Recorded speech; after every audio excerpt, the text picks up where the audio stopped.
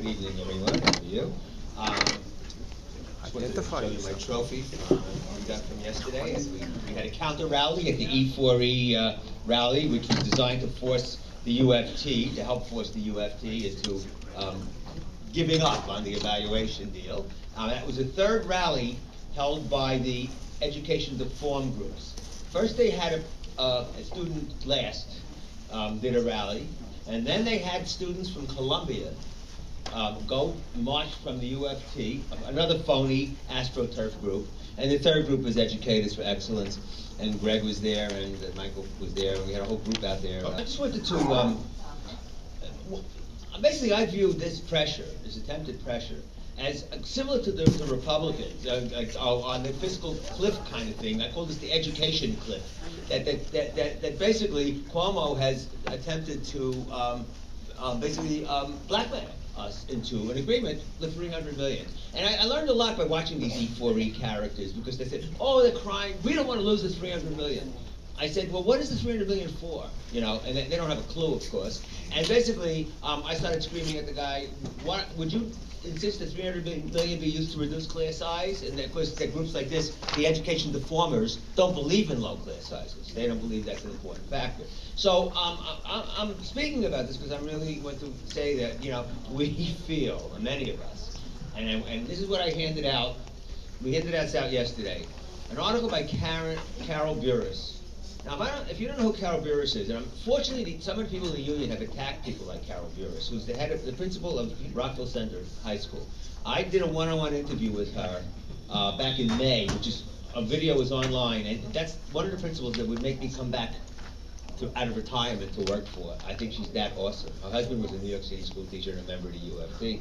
And she has an article that was in the Washington Post on November 13th. In the midst of her hurricane, she wrote this piece called "The Newest Rhetoric on Teacher Evaluation and Why It Is Nonsense." And it is nonsense. And I feel, unfortunately, the UFT is signing on, even if it's 20%, even if it's 2%, they're signing on to nonsense. Because anything that involves evaluated measure, I have an article here by the great Gary Rubenstein, who's a teacher at Stuyvesant, who has ripped apart the VAM, as has Diane Ravitch, and as has so many others.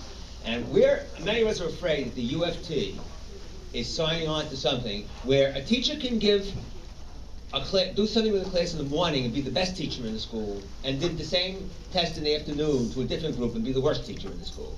And people are very upset that you even consider even a piece of your evaluation would be rated on that. And the E4E people are unfortunately using some of the same rhetoric I hear coming from the union. What if you have a lousy principal?